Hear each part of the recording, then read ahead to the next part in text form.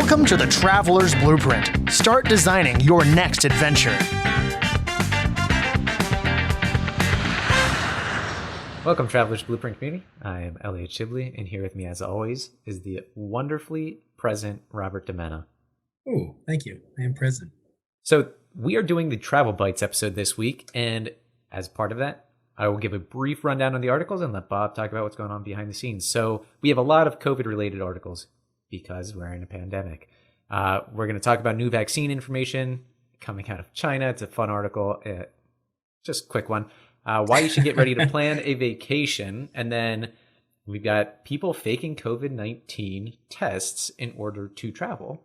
Positive tests, not negative, obviously. And we've got some new information on Biden's plans for COVID-19 on the travel bans and what they mean to you. We've got travel advisors looking at global business travel and whether or not it's going to return. We'll talk about some of that speculation. And then we've got a guy, this is a fun one that we'll end with, that lived undetected in a Chicago airport for 3 months. Yeah, that I couldn't believe it when I read that one. So it's fun. It's fun. Yeah. I don't know. But we'll find out. Right. We will find out. Before we get into the show, though, very quickly, if you like us, and if you just like us, like the bare minimum, if you like us and you find this podcast entertaining, please consider, I totally just sounded like my daughter when I said please consider us giving a 5-star review on iTunes or wherever you listen to the podcast. However, if you love us, we'd be forever grateful if you could subscribe to the podcast and then share some of our video clips, pictures as your story with your friends and family. It goes such a long way in the growth of this podcast, and we would be so appreciative of that. Now, something to transition to. We're going to start a brand new segment on the introductions of our podcasts. It is going to be called the Travel Tip of the Day, Travel Tip of the Week. We haven't ironed that out yet. But essentially what we're going to do is each introduction, we're going to give you a new travel tip. We're going to break it down in maybe 1 to 2 sentences only, very brief. And if you want to follow up with that tip or you have additional questions, you can always email us at thetravelersblueprint.com. So expect that in every intro, I guess, from here on out. And let me give this travel tip of the week. So this travel tip number 1 is around Google Flights. So Google Flight Insights has a price graph that will show you the general pricing for flights several months out. You can use this tool to easily review price trends for your destination and get an idea of when flight prices may dip. With that information, you can, of course, try to book your trip during that time frame. Now, before we get into the show, just a few more things. I want to let you know that we offer video courses that essentially help you plan your trip. Everything from urban navigation or just navigation of cities in general, booking airfare, restaurant and blog research, itinerary layouts, and then a portion of it on the safety, the local norms, and thoughtful travel. Which is arguably the most beneficial portion of it. That's, I think we agreed, like the favorite part that we enjoyed, we had the most fun recording and completing was that section of it. Yeah. Yep. You can purchase this through our website. We also offer discount airfare savings. We'll essentially help you book your airfare and help you save money doing it. So if you want to look at any of those things, you can go to our website under the consulting tab, and we'll be happy to accommodate you. I think that's it for the introduction today. Let's just get into the the first fun article. Yeah. China. I'm just going to put it out here now. I will not be doing this. You can make your own decisions. So yeah, China deploys anal swab tests to detect high-risk COVID-19 cases. Given the opportunity, I'm going with the one in the throat every time. Yeah. Well, the thing to consider here is that it is incredibly accurate. Yeah. Mm-hmm. I'd rather have an accurate test. An inaccurate test? Are they? And I would. It's just kind of odd. Are they messing with us? Is this real? Are they doing this to see if Americans pick this up so they can laugh at us behind our backs? Maybe Who knows? I think it's real. But it's an option. So if that's something you want to explore, I don't know if it's in the United States yet. But and if you're over 50, you may feel more comfortable doing it. Solid point. So our second article is why you should get ready to plan a vacation. And there are a lot of reasons. Vacations are good for your mental health, which we've discussed many times on this show. And B, people are eager to travel, and people have left vacation on the table, not just last year, but every year. And it is good for us to travel. I'll be the first to admit, I did not take a vacation last year until it was the week between Christmas and New Year's. Wow. Yeah, and I think that really is all the article is on, right? It's how great it is for your mental health. They discuss that most Americans don't, no, I don't wait, is it most or a large percentage of of Americans don't use their time off, but those Yep. that do tend to admit and come to the realization that they're much happier. All common sense things, especially for those of you listening who are probably already in tune with the importance of travel. But I, I like the idea of for your mental health in a time when mental health is sort of under stress with isolation, to be able to anticipate travel and spend some time thinking about where you want to go. Maybe start writing it down, Yeah. planning it out, deciding on the restaurants you want to eat. I think that could be an enjoyable practice, Well, they've and even said planning helps reduce stress as well. so there you go. It's Just the just act one of more planning act, for a trip.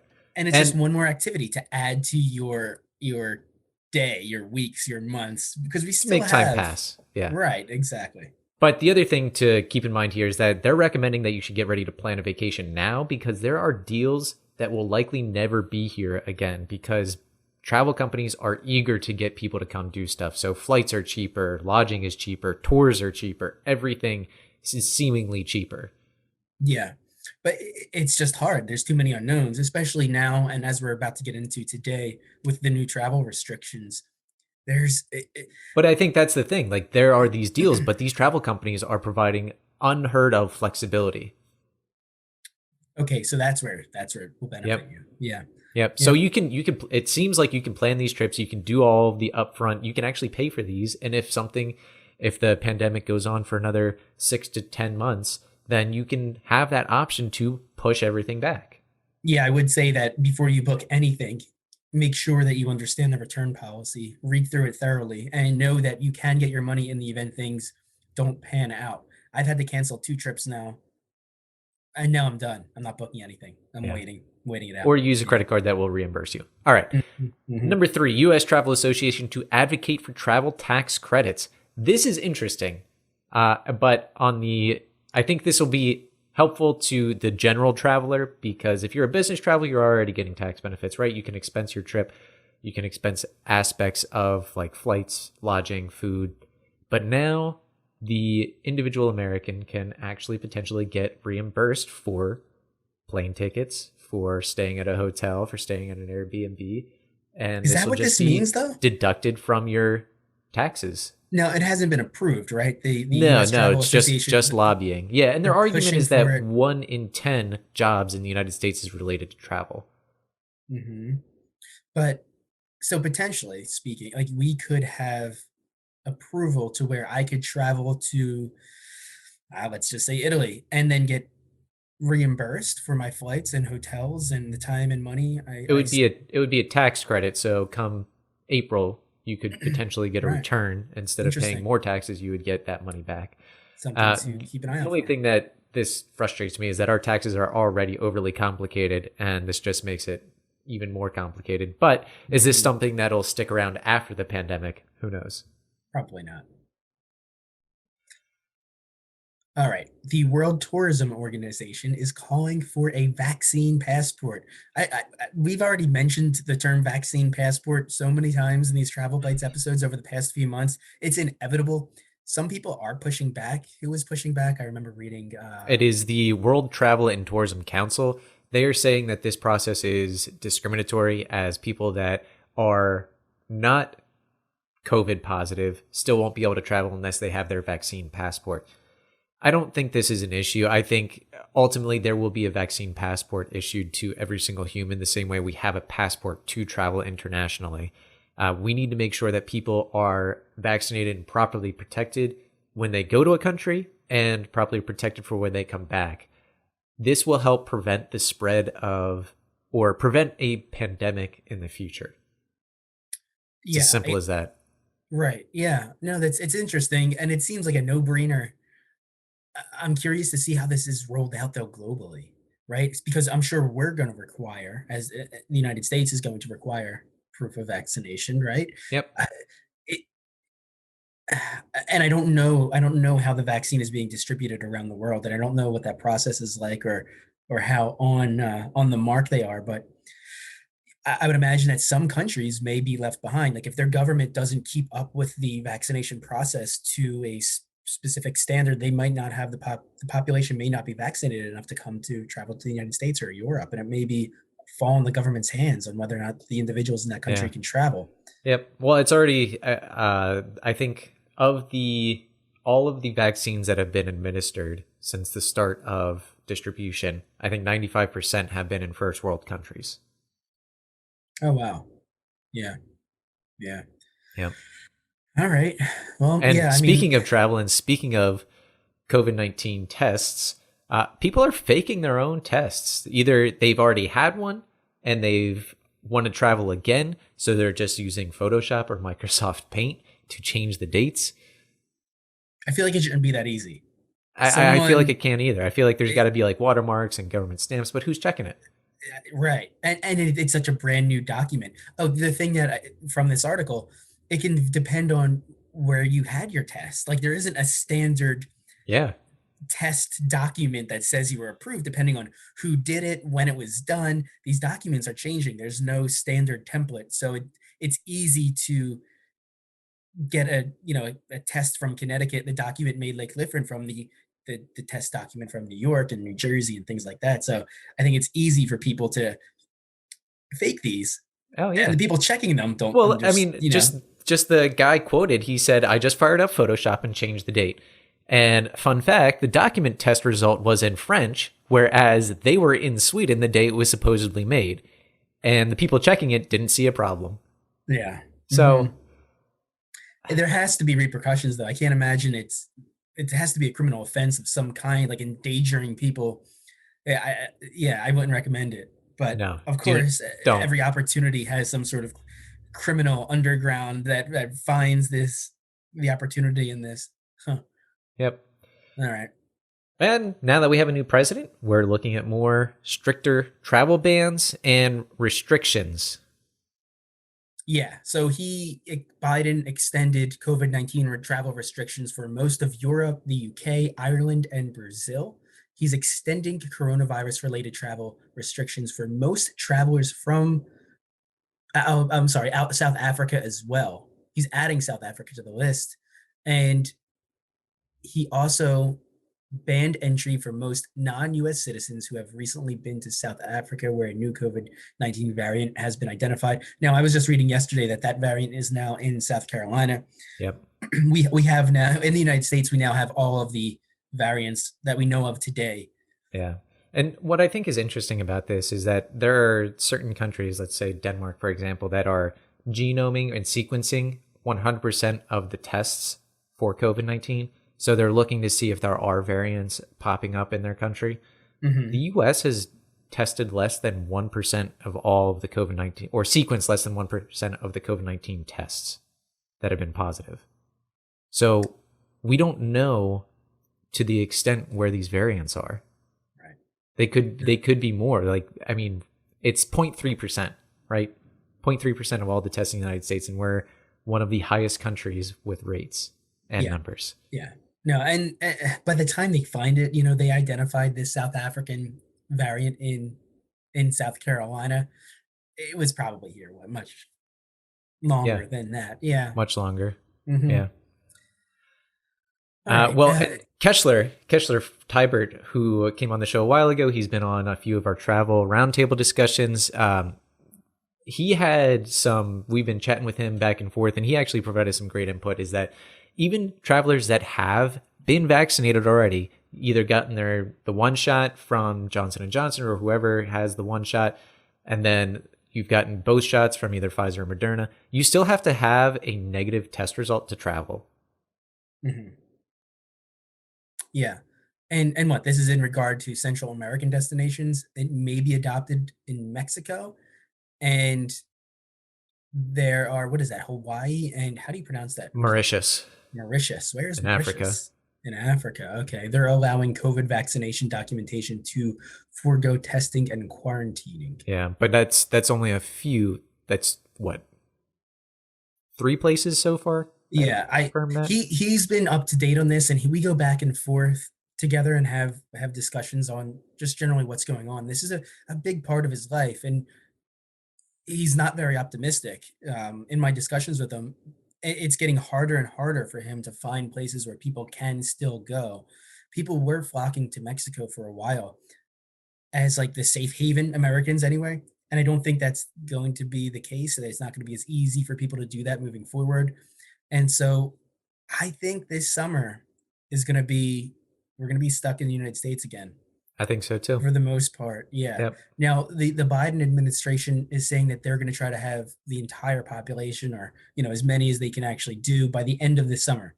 So we may be in the clear by September. That's like, I think Maybe. that's their goal, and it might be an I think that's ambitious best goal. case scenario. Yeah. Right, exactly. So, but, I mean, that's great though. At least we have something to look forward to, and then yeah, expect that the goalpost might need to get moved one or two times, but Yeah. we're getting there. Yep. Also, the Biden administration officially mandated that people are required to wear masks on planes. Before, it was just it was not federally mandated. It was just a airline by airline basis. Yeah, And this shouldn't be too yeah, it big. shouldn't change that much, but now you actually can get prosecuted for it. Yeah, that's tough. And the thing that I kept seeing, little kids, it's hard to have them wear their masks for however many hours. And having a kid, it's something that if I had to fly, I would have probably really sweated, and worried over. But I don't know how you handle that. I You mean, just don't travel during a pandemic with a yeah, kid. it's tough. I mean, I guess to me, I see it as if your kid's able to keep their clothes on, they should be able to keep their mask on. Yeah, I mean, I think that in theory it makes sense, but it is it's hard Yeah. to have a piece of cloth over your face, because even for adults are complaining about it being And uncomfortable and that's all why that we're stuff. probably the And worst country in the world for spreading it. right. All right. So, number 7 here is whether or not we're going to continue this conversation, we're going to need to get a negative COVID-19 test to board flights within the US, even if we have the vaccine. And there are a lot of things that go into this. And Bob, why don't you get us started?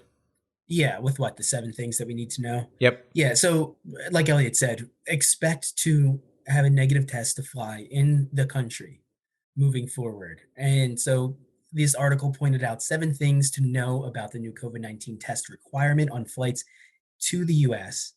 So, and in the US. So, yes, US citizens are subject to the new rules. No, you aren't exempt if you've had a COVID-19 vaccine. That's big. That's really big to note.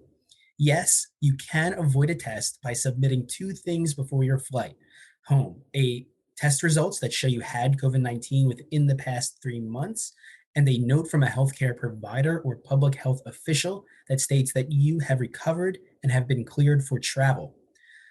Another thing, no airlines won't be testing you when you arrive at the airport for an international flight to the US.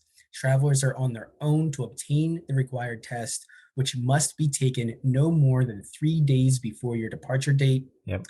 No, you do not need to get a test before your flight out of the US if you're headed to certain destinations, including Mexico.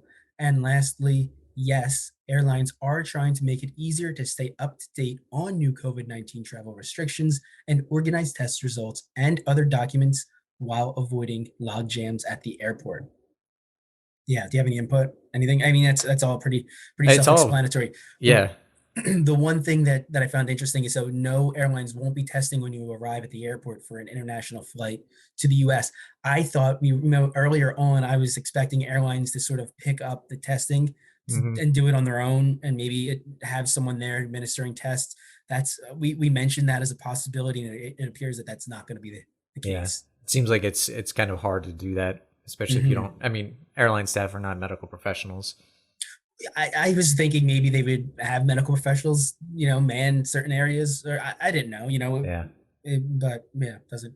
So this next article picks up on our conversation from last week, or rather last month, about global business travel and in-person events. And I think Bob and I had a little bit of a discussion back and forth I think Bob was more pessimistic about global business travel. I was a little bit more optimistic, and in a way playing the devil's advocate, because I think business travel, while I don't think it'll probably ever be the same as it was prior to the COVID-19 pandemic, due to Zoom and conferencing and being able to do, things internationally without having to travel internationally, I think it will pick back up. I think people enjoy the face-to-face interactions and being able to go out and get a bite to eat, even if it's local or just flying from New York to Chicago. Yeah, I think it'll pick back up. I agree with you. I don't think this is saying 2021. I don't agree with that. I don't think it's going to happen this year. Maybe a little bit, but why would it still doesn't make sense to me. And I mean, I know that a lot of the people quoted in this article are the ones who are running the businesses that want people to get back to work. And so there's obviously a bias there, but why are we in a world that makes it so easy to work over Zoom going to rush anything? It's like, especially now, we're in the home stretch. Yep. No, and I agree. I don't think it'll necessarily be into 2021 that we're back to any kind of semblance of what it was for global business travel. But I think 2022 is probably a better outlook on maybe getting back to like 60% of the level we were at in 2019. I hope so. There's so many people, jobs and companies relying on business travel to get back to normal. And I loved it. I loved traveling for business when I did it for a few years. It's great. It's great. It's a lot of fun. Yep. Yeah. All right. And the last one, which is probably the most fun one, is this guy, this Californian man, was scared to go home because of COVID. So he lived in the O'Hare airport for 3 months. We have speculated about this since the beginning of our podcast, because, with so many people coming in and out of airports, with there being so much changeover, that you could theoretically live in an airport for a time being. You have everything you need. You've got outlets. You've got a bathroom. Sometimes some airports have showers, and there's always people sleep food all over the floor. Yeah, you can sleep on the floor in an airport, and no one even notices. It's so easy. This guy is probably incredible at hide and go seek, right? Like, I think that has to be one of the best. And so he's 33 years old. He was finally arrested in the airport when I guess they started to catch on to him. People started to notice that this dude was just walking around. He stole someone's badge in October and was using that to go through security points and security areas. This is a major flaw. Like, this is a big deal for Chicago O'Hare. Like, they need to figure this out. I'm sure a lot of people are having awkward discussions with their bosses now, and someone is going to take the blame on this. So he's 33. He was arrested and with impersonation in a restricted area of the airport and theft of less than $500. I don't know what he stole. He is alleged to have lived undiscovered in the airport's security zone until his January 16th arrest. So from October to January, he was in there. Yep. And something that I read, like, he was getting food from passengers. I don't know. Was he begging? I don't know how. Maybe. Yeah, he must have been. Yeah, I don't know. Probably did a few like trash can dives or something. Dumpster diving. That is really. That's. Yeah, I know. Well, and the result of this is that he has bail set at 1,000, and he is not allowed to re-enter the O'Hare airport. Man, I say we get him on the podcast. Living in an airport for 3 months. Yeah. I don't think people will. I think people would love that episode, but I don't think officials would, talking about how he did it. No, that would be the Chicago probably wouldn't like it. It would be really interesting though to see how he lived his day to day and get an idea of what he did. How did he pass the time for 3 months? And did you? There's a lot of TV. Remember, I don't remember if you said this, but the reason that he gave was that he was scared to go home because of COVID. Did you say that already? I did, but I still don't understand it. No, I don't understand. If you're in an airport, you're more likely to be. Yeah, one of the most populated places. I mean, not during COVID, I guess, but hey, you know what? Good for him. Good for him. Yeah. All right. Well, that wraps it up. So now we are getting into our episodes for this month. We have 2 guests, Nicola, who is talking about his photography of cultures in transition. Our conversation kind of jumped around a little bit, but he is a really interesting fellow, and he is stationed in Bali. It was a great conversation overall. And then we've got Matt Waugh on. This is our second conversation with him. Our first one was trek hopping in Peru and looking at the Andes. This is going to be trekking through Colombia with his new company. And it was a really interesting conversation and made Bob and I really want to go. And then our last episode of this month is another traveler roundtable discussion on travel etiquette and mindfulness while traveling. It was a lot of fun to talk about. Yeah, that was a great conversation. Yes, it was. Yeah, that was with Amanda Kendall. It was Leah, Amanda, Tasha, and Ian. Great panel. Some really good stories were shared on that one. Oh, so good. So I look forward to that one. Okay, yeah. If you like this podcast, again, just think about giving us a rating or commenting, whatever it is. Just engage. It goes a really far way, helping promote the podcast, and we will respond. We want to hear from you. We love talking about travel, obviously, and so if you engage us in a conversation, we would be more than happy to discuss that with you. If you want to support us in a financial way, you can donate as much as $1 a month, or as little as Patreon. $1. I'm sorry, as little as $1 a month. $1 a month, not a lot of money, through Patreon, and it would end up funding our software programs, our hosting services, all the things that we pay for to keep this podcast running. You would just essentially contribute to that, and we would be obviously incredibly grateful of that. So either way, thank you for listening. We appreciate you as fans of the show, and tune in next week for our next travel podcast. Love you.